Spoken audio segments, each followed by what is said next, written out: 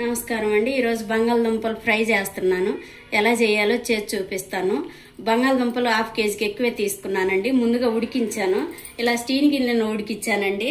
తెల్ల తప్పాల్లోనైనా ఉడికించుకోవచ్చు, కానీ తప్పాలు నల్లగా అయిపోద్ది. కొంచెం చింతపండు వేసి ఉడికించుకోవాలి. నేనైతే స్టీల్ గిన్నెలో ఉడకబెట్టానండి. ఈ ఎక్కువ ఉడకనీయలేదండి, కొంచెం మెత్తగా అవనివ్వలేదు, అలా అని ముందు తీసేయలేదు. కొంచెం తొక్కొచ్చేలాగా చూసుకొని ముందుగా ఒలిసి ఉంచుకున్నాను. 2 పెద్ద ఉల్లిపాయలు తీసుకున్నానండి. కొద్దిగా ఒక 5-6 పచ్చిమిరపకాయలు తీసుకున్నాను. కొత్తిమీర, అల్లము, చిన్నవి 2 ముక్కల అల్లం తీసుకున్నానండి. కరివేపాకు, కొబ్బరి, చిన్న ఉల్లిపాయలు, ఇవన్నీ ఒకసారి ఎలా చేయాలో చేసి చూపిస్తానండి.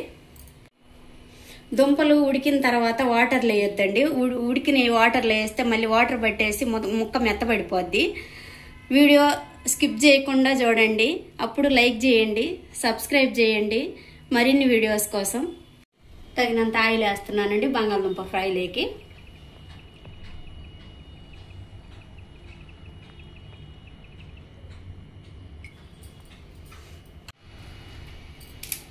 రెండు ఎండుమిరపకాయలు వేస్తున్నానండి. చిన్న స్పూన్తో 2 స్పూన్లు తాలింపు గింజలు వేస్తున్నాను. 3 వేసాను. తాలింపు గింజలు ఎక్కువ ఉంటే బాగుంటుందని కొంచెం చిన్న స్పూన్తో 3 స్పూన్లు వేసాను. తాలింపు గింజలు కొంచెం గోల్డ్ కలర్ వచ్చేలాగా కొద్దిగా వేసుకొని ముందుగా కట్ చేసి ఉంచుకున్న ఉల్లిపాయ పచ్చిమిరపకాయ వేస్తున్నానండి.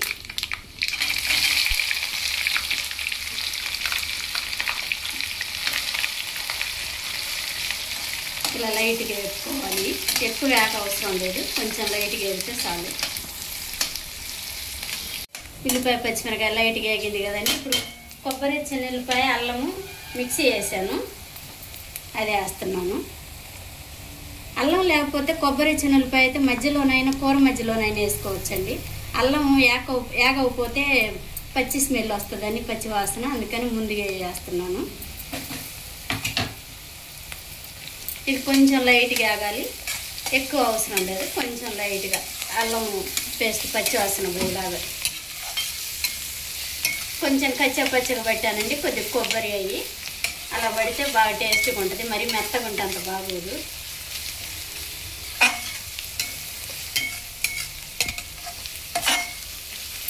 కొంచెం ఆగనిద్దాం.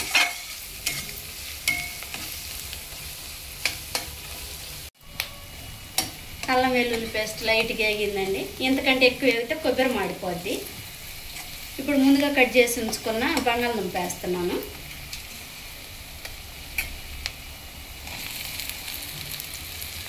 సన్నగా కట్ చేశానండి. ఇంతకంటే లావు అయితే అది ఉప్పు, కారం, అల్లం వెల్లుల్లి పేస్ట్ అయి పట్టదు, అందుకని మిడిల్ సైజులో కట్ చేశాను. ఇప్పుడు కొంచెం చిటికెడు పసుపు వేస్తున్నాను. చిటికెడు పసుపు వేస్తున్నాను.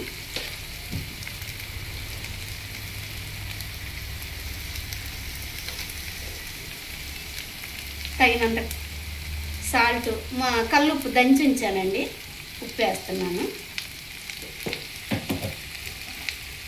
ఇప్పుడు ఒక్కసారి కలిపుకొని చిన్న మంట మీదనే వేయించుకోవాలండి. మూత పెట్టకూడదు, పెద్ద మంట పెడితే మాడిపోద్ది. చిన్న మంట మీదనే అల్లం వెల్లుల్లి పేస్ట్ అంతా, ఉప్పు, పసుపు మొత్తం ముక్కకు పెట్టిద్ది. ఇలా చిన్న మంట మీదనే వేపుకోవాలి. ఇలా ఒక 5 నిమిషాలు ఉంచిన తర్వాత మళ్ళీ చూద్దామండి.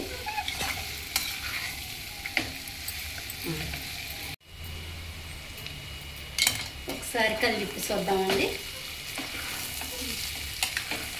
ఇలా అడుగంట కూడా మధ్య మధ్యలో ఒకసారి అలా చూసుకోవాలి. ఇలా చిన్న మంట మీద అయితే అలా అల్లం వెల్లుల్లి పేస్ట్ ముక్కకు పడుతుంది. మీరు ఇదే సైజు కట్ చేసుకోండి, బాగుంటుంది, అన్నంలోకి కలిసిద్ది. ఇలా చిన్న మంట మీదనే వేపుకోండి. ఇంకొక 5 నిమిషాలు ఆగనిద్దాం. అంత కలిసిందండి. ఒకసారి కలిపేద్దామండి. అడుగంటుతుంది. కొంచెం లైట్గా వేగింది. ఇప్పుడు ఒక 10 పచ్చిమిరపకాయలు తీసుకొని ఒక 10 పచ్చిమిరకాయలు తీసుకొని ఒక స్పూన్ జీలకర్ర వేసి మిక్సీ చేశానండి. కొంచెం 2 పచ్చిమిరకాయలు ఉల్లిపాయ వేసినప్పుడే ఫస్ట్ వేసాను కదా, ఇప్పుడు కొద్దిగా 10 పచ్చిమిరకాయలు వేసాను. ఎండుకారం వేయకుండా ఈ పచ్చిమిరపకాయ జీలకర్ర వేస్తే మంచి టేస్ట్ ఉంటుందండి. ఎప్పుడు ఎండుమిరపకాయలు చేసేది కామనే కదా, అందుకని పచ్చిమిరపకాయలు వేసాను. టేస్ట్ డిఫరెంట్గా ఉంటుందండి. ఒకసారి మీరు కూడా ఇలా ట్రై చేయండి. కొంచెం ఇప్పుడు ఒక 1/2 స్పూన్ గరం మసాలా వేస్తున్నాను.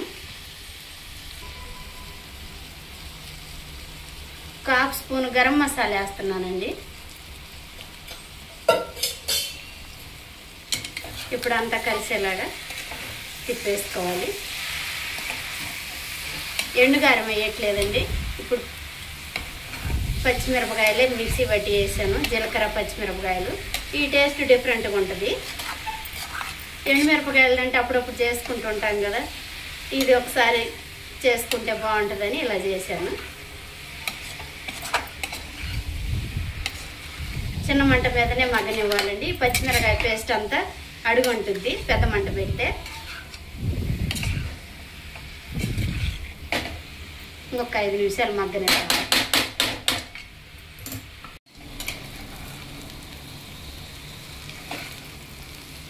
ఇలా లైట్గా వేగిందండి.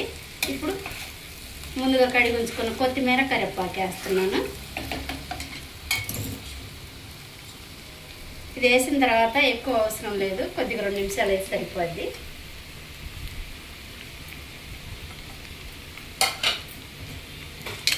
ఇదంతా ఒకసారి ఇలా కలిసేలాగా తిప్పేసుకొని చిన్న మంట మీదనే కొంచెం కరివేపాకు కొత్తిమీర ఫ్లేవర్ వచ్చినప్పుడు దింపుకోవాలి.